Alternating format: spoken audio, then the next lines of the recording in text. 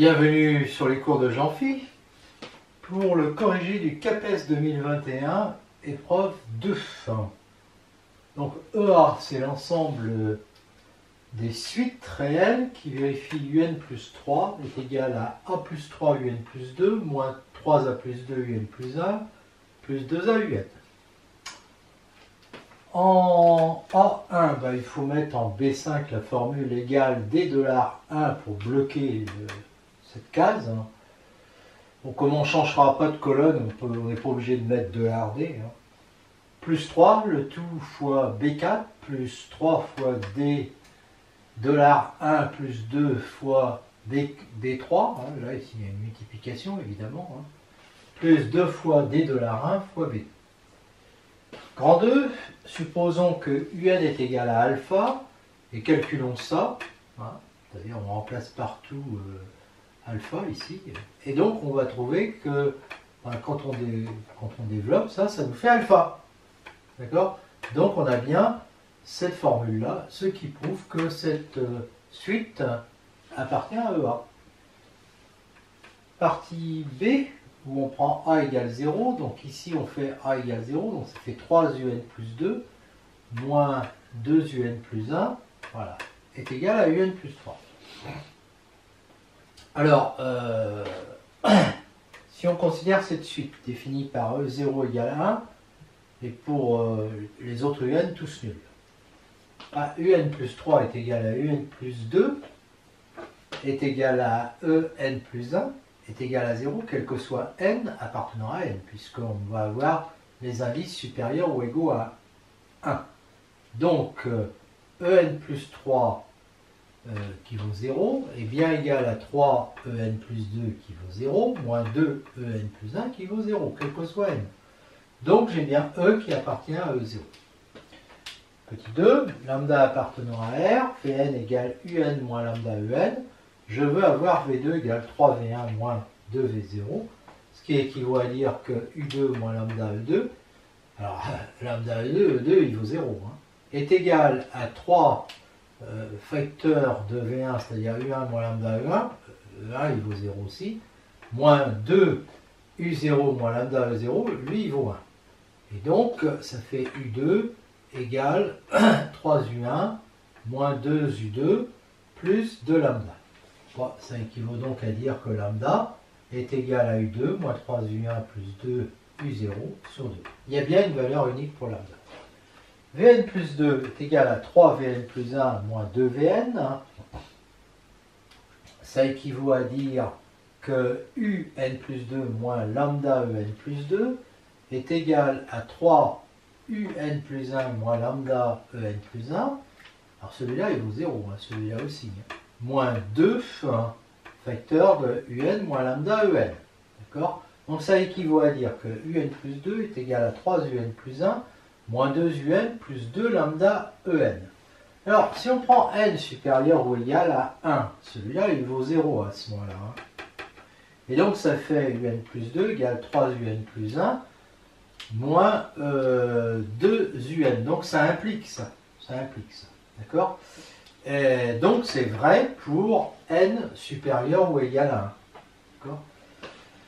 Et pour n égale 0, eh bien pour n égale 0, E0 il vaut 1.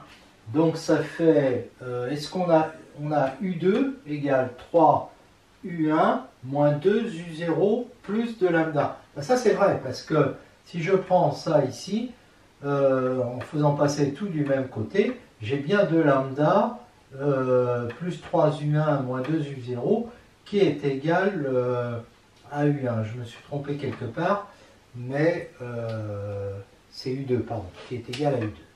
Donc ça marche aussi.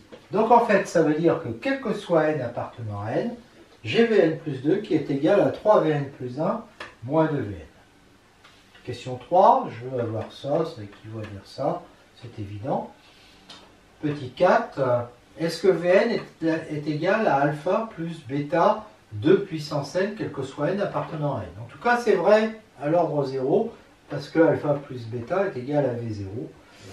Voilà. Alpha plus bêta, parce que 2 puissance 0, ça fait 1, et c'est bien égal à V0. C'est vrai à l'ordre 1, puisque alpha plus 2 bêta est égal à V1, et c'est vrai aussi pour n égale 2, parce que V2 est égal à 3V1 moins 2V0, donc je remplace, ça fait 3 fois ça moins 2 fois ça, ça fait alpha plus 4 bêta, c'est-à-dire 2 carré bêta. Supposons que Vk soit égal à alpha plus bêta multiplié par 2 puissance k pour tout k compris entre 0 et n, avec n supérieur ou égal à 2, et bien Vn plus 1 qui est égal à 3Vn moins 2Vn moins 1,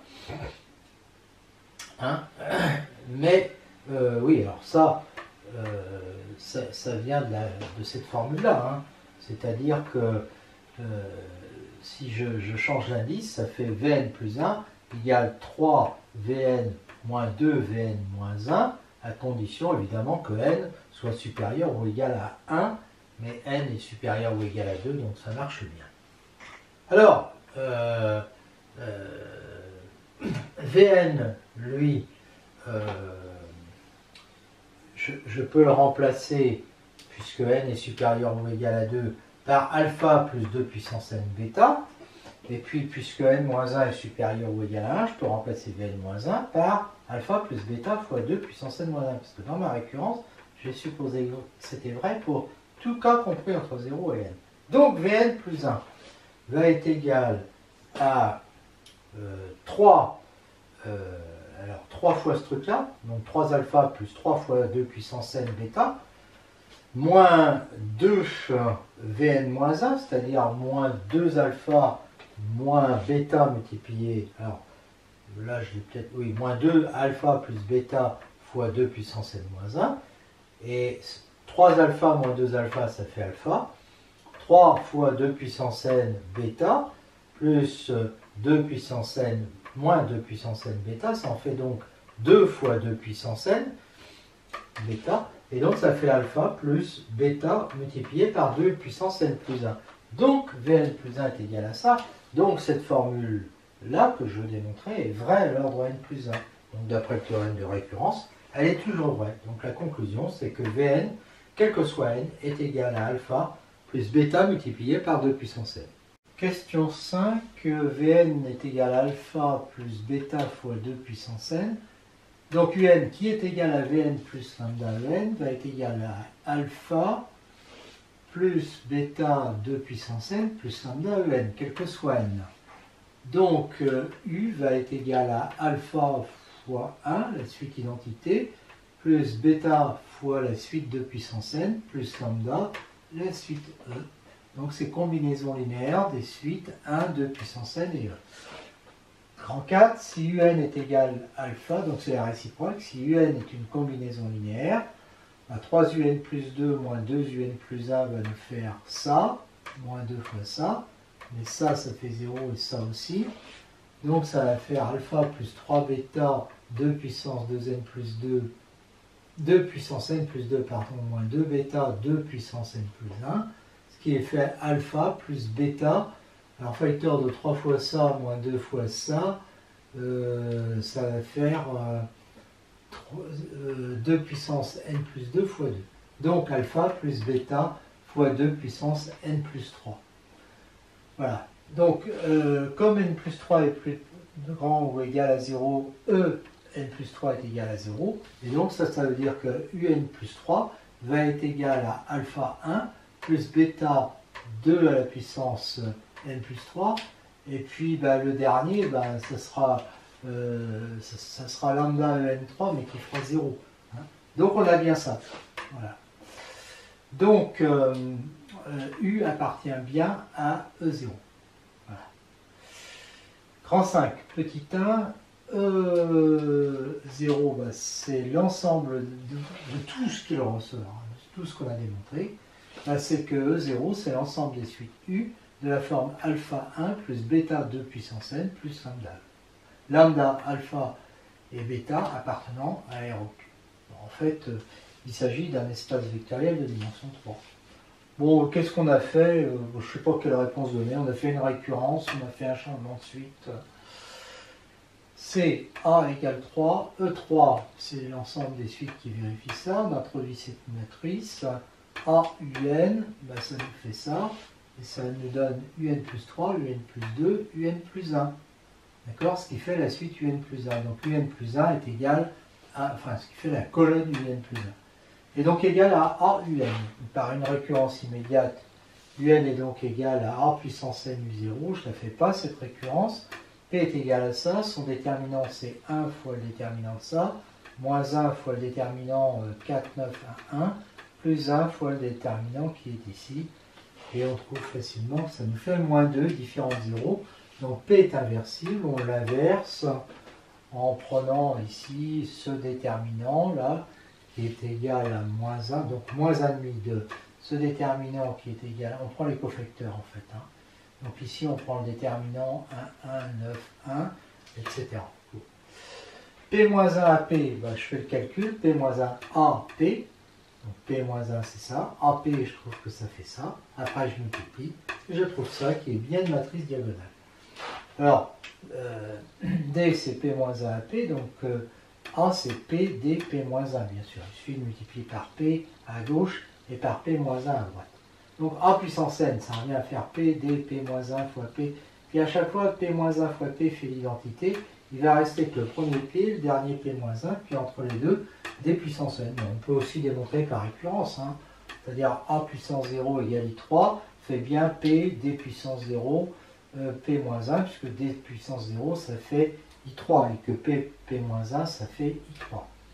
Et si on suppose ça, AN plus 1 est égal à ça fois ça, et puis là, ben, ces deux-là vont faire l'identité, je vais avoir D puissance n plus 1, et donc je vais avoir P, D puissance n plus 1, P-1, ce qui prouve que la propriété est vraie à l'ordre n plus 1, et par récurrence toujours vraie. UN égale A puissance n U0, ça nous fait donc P D à la puissance n. Alors D à la puissance n, ça fait 1 puissance n, ça fait 1, 2 puissance n, 3 puissance n. P-1, U0. U0, c'est U2, U1. Donc je fais P fois P-1 fois... non, P, oui. Alors le P-1, c'est parce qu'il est là-dedans. Hein. Et donc ça revient à faire P fois moins 1,5 de ça. Alors ben, le moins 1,5 je le mets devant, ça je le multiplie, et ça me fait ça, je vous laisse vérifier. Et puis ensuite je multiplie par P qui est ici. C'est que du calcul, et ce qui m'intéresse dans le calcul, c'est les coefficients du bas. Que j'appelle donc moins 1,5 de A. Alors il va y avoir moins 1,5 de B et moins 1,5 de C, parce qu'ils vont être multipliés par U2, U1, U0, d'accord? Et c'est eux qui vont me donner en fait UN1. UN égale moins 1,5 de A, U2, moins 1,5 de B, U1, moins 1,5 de C, U0. Donc ça va nous faire... on va voir que c'est une combinaison. Quand j'écris ça, là, moins 1,5 de A, U0, alors le A, il faut bien voir qu'il provient de quoi le A? Le A, c'est quand je fais ça fois ça couché là-dessus. Ça fait moins 1 plus 2 fois 2 puissance n moins 3 puissance n. Ça, couché là-dessus, ça nous fait 5 moins 8 fois 2 puissance n plus 3 fois 3 puissance n. Et puis la dernière, là-dessus, ça fait ça. D'accord? Bon, bah, quand je fais moins 1,5 de U2 fois ça, moins 1,5 de U1 fois ça, moins 1,5 de U0 fois ça, je vois bien que j'ai des termes, puis je vais avoir un terme constant qui dépend bien sûr de U0, U1, U2. Hein. Y aussi va dépendre de U0, U1, U2. On va donner l'expression tout de suite. Et puis Z aussi. Et donc j'aurai un terme comme ça constant, un terme en 2 puissance n, en factorisant les 2 puissance n, et un terme en 3 puissance n. Question 6, UN est égal à ça. Là j'ai repris ce qu'on avait démontré avant. Hein. Et donc on va rassembler la partie constante qui donne x, la partie en 2 puissance n qui donne y, la partie en 3 puissance n qui donne z. X et y sont bien des combinaisons linéaires de U0, U1, U2, et UN est égal à x plus y fois 2 puissance n plus z fois 3 puissance n. Question 7, j'ai cette suite-là. Alors, si je calcule 6un plus 2 moins 11un plus 1 plus 6u3, ça va faire 6 fois ça, moins 11 fois ça, d'accord, plus 6 fois ça. Alors, ça va me donner quoi, ça? Ben, ça va me donner 6a, moins 11a, ça fait moins 5a, plus 6a, ça fait a. Après, il y a tout ce qui est en puissance de 2. Je vais avoir 6b2 à la puissance 2n plus 2, mais ça, je vais écrire que le 6, je vais dire que c'est 3 fois 2, donc ça fait 3b2 à la puissance n plus 3, moins 11b2 à la puissance n plus 1, plus 3, plus 2 fois 3 puissance n plus 1. Non, plus, pardon, je me suis trompé. Le 6 qui fait 2 fois 3, ça fait plus 3 fois b, 2 à la puissance n plus 1. Voilà. Je compte les 2 à la puissance n plus 1. Il y en a 3 moins 11. C'est-à-dire qu'il y en a moins 8. Et le 8, c'est 2, je peux dire que c'est 2 fois 2 puissance 2. Donc ça fait moins 2 fois 2 à la puissance n plus 3. Donc il ne restera plus que 2 à la puissance n plus 3. Et plus, alors tout ça fois b, bien sûr. Hein. Et puis ensuite, tout ce qui est en c, en puissance de 3, eh bien, je vais avoir 6c 3 puissance n plus 2, plus moins 11c 3 puissance n plus 1, plus 6c 3 puissance n. Alors je mets c en facteur. Le 6, là, c'est un 2 fois 3 puissance n plus 1. Et donc, il va y avoir, et 2 fois 3 puissance n plus 1, moins 11 fois 3 puissance n plus 1, ça fait moins 9 fois 3 puissance n plus 1, c'est-à-dire moins 3 puissance n plus 3. Et là, il y avait déjà 2 fois 3 puissance n plus 3. Donc au total, ça m'en fait 2 fois 3 puissance n plus 3, moins 3 à la puissance n plus 3, eh bien ça me fait 3 puissance n plus 3. Il n'y en a que 1, 2 moins 1, 1. Donc, j'obtiens A plus 2 puissance n plus 3 B plus 3 puissance n plus 3 C. Et ça, c'est exactement un plus 3. On a donc bien un plus 3 égale 6un plus 2 moins 11un plus 1 plus 6un. Donc, U appartient à E3. Donc E3, ça va être l'ensemble de ces des suites de cette forme, avec ABC appartenant à R3, un espace vectoriel de dimension 3. Pourquoi? Parce que si une suite appartient à E3, elle doit être de cette forme, et toutes les suites de cette forme, on a vu qu'elles appartiennent à E3. 11, si je prends U0 égale 1, 0, 1, ben je sais que UN est égal à ça. Alors X, c'est 3 U0, donc ça va être 3, alors ça c'est U0, U0, U1, U2. Donc là je remplace U0 par 1, U1 par 0, U2 par 1. D'accord? Donc ça me fait, alors c'est ça, hein, je reprends ça, donc ça fait 3 fois 1 plus 1 demi. Donc ça fait 7 demi. Y, c'est moins 3 U0 plus 4 U1 moins U2. U1 vaut 0. Donc c'est moins 3 fois 1 moins 1, ça fait moins 4. Et puis Z, c'est U0 moins 3 demi de U1 plus U2 sur 2. Ça fait 1 plus 0 moins, enfin moins 0 plus 1 demi, ça fait 3 demi. Donc ça me fait 7 demi moins 4 fois 2 puissance n plus 3 demi fois 3 à la puissance n. Alors la limite, ben, UN, je vais factoriser le terme le plus important, ça attend vers plus infini bien sûr, c'est lui qui l'emporte.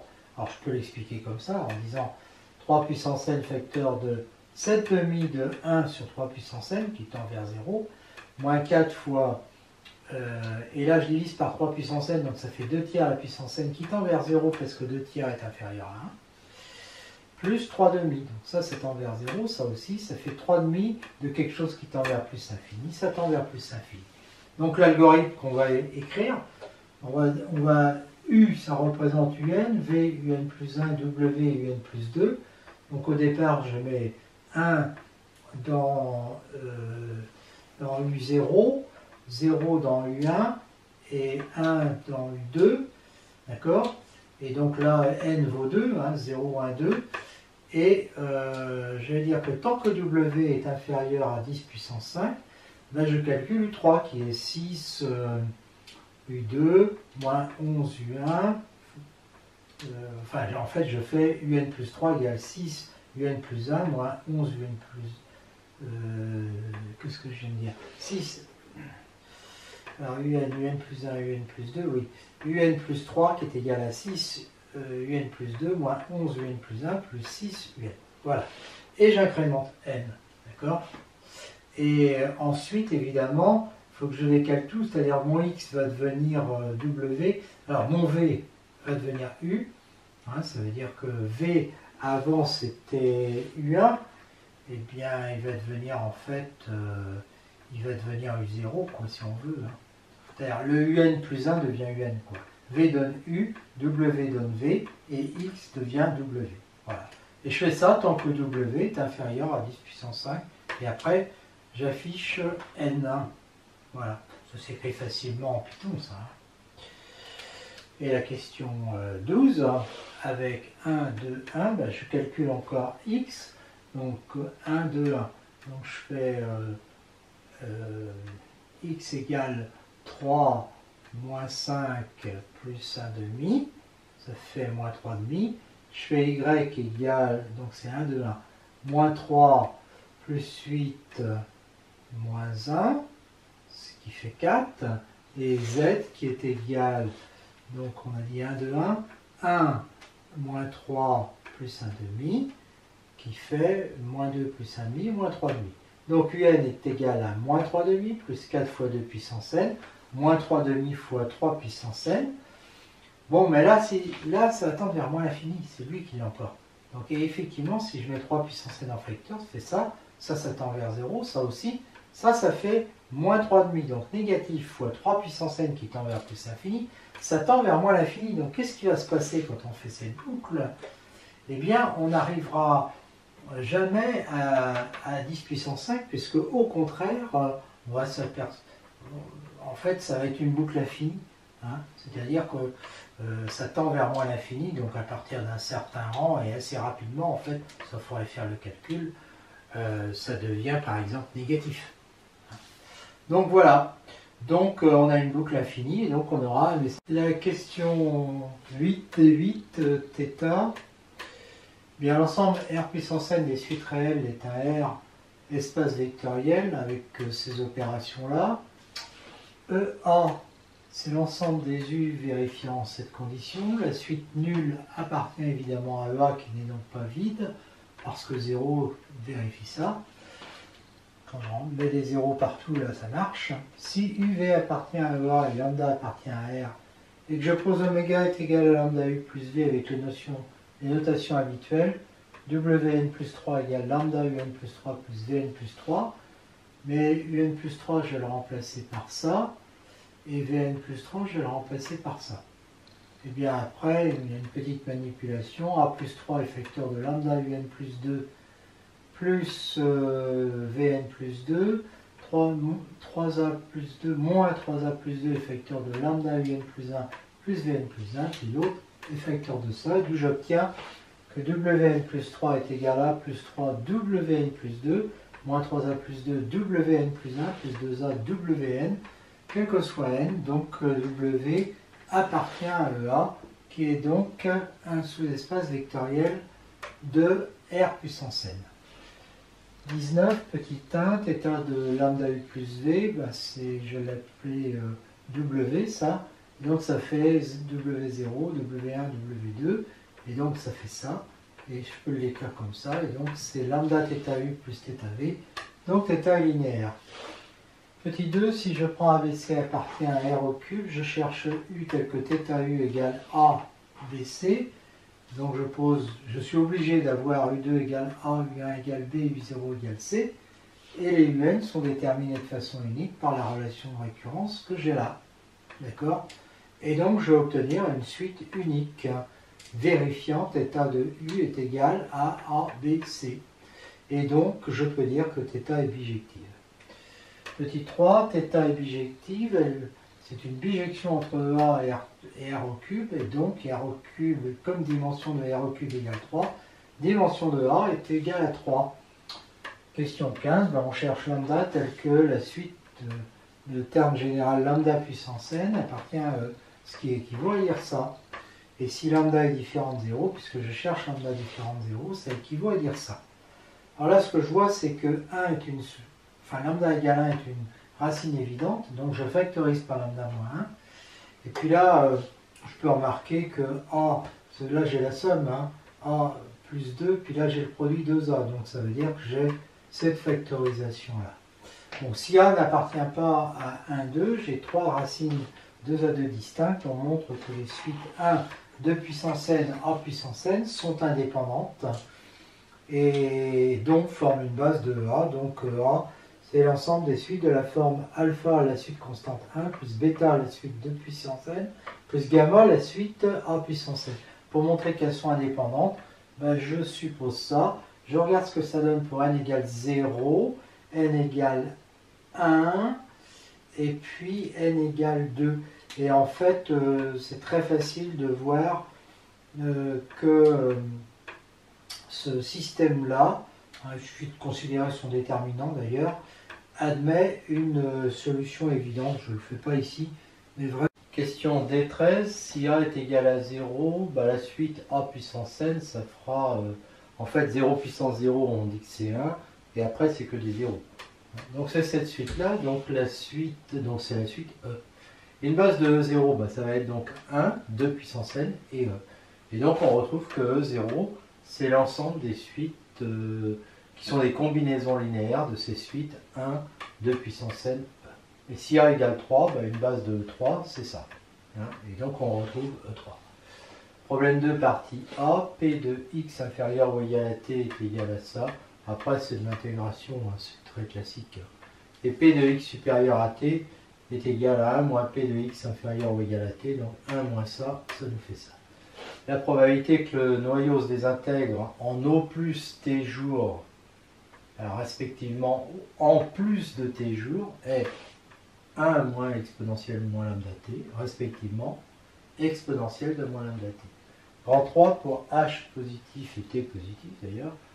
La probabilité que x soit supérieur à t plus h, sachant que x est supérieur à t, ben c'est la probabilité de l'intersection divisée par celle-là. Donc ça nous fait ça divisé par ça égale ça. Et là, on voit que ça ne dépend pas de t. Donc la probabilité qu'un noyau dont la durée de désintégration est supérieure à t, hein, ait une durée de désintégration supérieure à t plus h, eh bien, c'est-à-dire que la désintégration dure encore un jour de plus. D'accord ? Voilà ce que ça représente. Et 5, c'est un phénomène sans mémoire parce que cette probabilité conditionnelle est égale à P de x supérieur à h qui ne dépend pas de t. Donc la probabilité de durer encore h jours de plus, c'est la même que de durer dès le départ h jours. Voilà. 6, au moins h jours. Sur 0 plus l'infini, on a ça évidemment puisque lambda est positif. Et ça c'est convergent car pour t très grand, on a ça car lambda t est inférieur à exponentielle lambda t. C'est un polynôme et ça c'est une exponentielle. Donc on sait que cette intégrale-là converge en plus l'infini, on peut le recalculer rapidement. Donc e de x existe, c'est égal à somme de t de t dt entre 0 et plus l'infini, ce qui nous fait ça. Qu'on intègre par partie, donc on intègre l'exponentielle, donc ça fait ça, et puis on dérive ensuite t, et ça fait ça. Donc ça fait 0 plus ça égale 1 sur lambda, l'espérance est égale à 1 sur lambda, c'est-à-dire que la durée de vie moyenne de la radioactivité est de 1 sur lambda jour. Grand 6, grand 7, eh bien cette intégrale-là est convergente, c'est égal à ça, car pour t grand c'est pareil. Hein. On a ça parce que là on a un polynôme tout simplement qui est plus petit que ça et que ça converge, donc l'autre aussi. V de x c'est e de x2 moins e de x carré, donc ça va faire ça, moins 1 sur lambda 2. Là j'intègre l'exponentielle. d'accord? Et puis je dérive t au carré, et donc j'enlève le 1 sur lambda 2, donc ça fait 0 bien sûr. Et puis ça, je peux remarquer que c'est pareil que 2 sur lambda, et je mets un lambda là-dedans. Comme ça, je me retrouve ici avec l'espérance. Donc ça fait finalement 2 sur lambda fois 1 sur lambda, c'est-à-dire 2 sur lambda 2, moins 1 sur lambda 2 égale 1 sur lambda 2. Donc la variance est égale à 1 sur lambda 2, et l'écart type est égal à la racine carrée de la variance, c'est-à-dire 1 sur lambda, puisque lambda est positif. Question 8, petit 1, n0 noyau. Donc n0 variable x1 jusqu'à xn0 qui suivent les mêmes lois exponentielles de paramètres lambda. L'expérience consiste à voir pour un temps donné, donc on fixe t, si le noyau numéro k compris entre 1 et n0 est radioactif. La probabilité de cet événement à k, c'est p de ak égale p de xk supérieur ou égal à t, et ça fait exponentielle moins lambda t bien sûr. Yk est égal à 1 si le noyau numéro k est radioactif, avec donc la probabilité p de yk égale exponentielle moins lambda t. Les yk suivent la même loi de Bernoulli, l'espérance e de y égale exponentielle moins lambda t. La loi des grands nombres nous dit que la limite de cette somme, donc là c'est une somme de 1 et de 0, donc ça va donner le nombre de noyaux qui sont encore radioactifs, divisé par la population totale n0, ça nous fera l'espérance de y, c'est-à-dire exponentielle moins lambda t. Donc exponentielle moins lambda t, c'est la proportion de noyaux radioactifs parmi les n0 noyaux quand n0 est très grand. La question 8, petit 2, donc n de t, c'est donc ça, c'est ce que je viens de dire. Donc n de t sur n0 tend vers exponentielle moins lambda t. Ça, c'est quand n0 tend vers plus l'infini. Approximation pour n0 grand, ça nous donne n de t sur n0. Alors, je devrais écrire, j'écris égal, normalement c'est à peu près égal. Donc n de t est égal à n0 exponentielle moins lambda t. Répondre quoi à l'élève? Parce que l'élève va dire que n n'est pas forcément un entier. Il faut lui répondre que ça, c'est pas forcément que c'est une approximation. Voilà ce qu'il faut dire. Grand 9, la durée moyenne de vie est 1 sur lambda, parce que e de x est égal à 1 sur lambda. Donc la demi-vie, c'est 1 sur 2 lambda. Donc si la demi-vie est de 8 jours, ça veut dire que 8 égale 1 sur 2 lambda, et donc lambda est égal à 1/16. P de x entre 6 et 10, eh bien c'est P de x inférieur ou égal à 10 moins P de x inférieur à 6. Peu importe que ça soit ici inférieur ou égal, on a affaire à une loi continue. Donc ça nous fait ça. Et donc ça nous fait 1 moins ça, moins 1 moins ça, et donc ça fait exponentielle. Moins 6/16 moins exponentielle moins 10/16. Si on veut une approximation, c'est à peu près 0,152. 10 petit 1, la fonction f de x égale à exponentielle x, est dérivable sur R, elle est même de classe C infinie, sa dérivée c'est exponentielle x, quel que soit x appartenant à R, et donc f' de 0 égale à exponentielle 0 égale 1. Bon, on revient à la définition de la dérivée, ça veut dire que limite de f de x moins f de 0 sur x, moins 0 quand x tend vers 0 est égal à 1, et donc que la limite d'exponentielle x moins 1 sur x est égale à 1 quand x tend vers 0. Question 2, P de x inférieur ou égal à t plus delta t, sachant x supérieur ou égal à t. Voilà de quoi on parle. Et donc c'est égal à P de, c'est pareil, qu'on mette inférieur ou pas. Et donc ça c'est une probabilité conditionnelle. Mais c'est égal à 1 moins P, sachant la même chose, de, et là je prends l'événement contraire. Donc c'est 1 moins P. Et ça, on a démontré que c'était P de x supérieur ou égal à delta t. Donc c'est P de x inférieur à delta t. C'est pas très étonnant, puisque c'est une loi sans mémoire.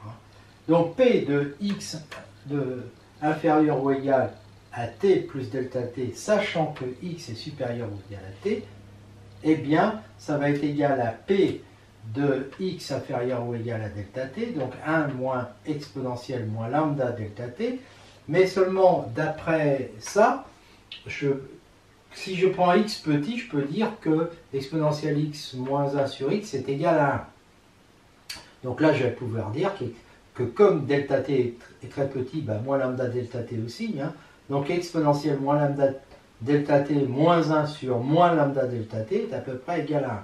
Et ça me donne quoi? Ça me donne, en multipliant par moins 1, que 1 moins exponentielle moins lambda delta t sur lambda delta t, je le fais passer de l'autre côté, donc à peu près égal à lambda delta t. Donc ça veut dire que la probabilité de cet événement-là est égale, oui, parce que 1 moins lambda, oui c'est ça, et donc ça veut dire que ça, 1 moins exponentielle moins lambda delta t, c'est à peu près égal à lambda delta t.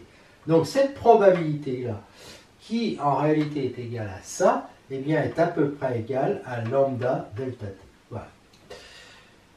La question suivante, c'est la 11, petit 1. Donc U qui suit la loi uniforme sur cet intervalle semi-ouvert. Donc ln de 1 moins U prend les valeurs dans ln de ça. Et ln de ça, ben, ça fait moins l'infini 0, parce qu'en 1 ça fait 0, et puis en 0 ça fait moins l'infini. Donc x prend ses valeurs dans 0 plus l'infini, parce que on multiplie par moins 1 sur lambda qui est négatif.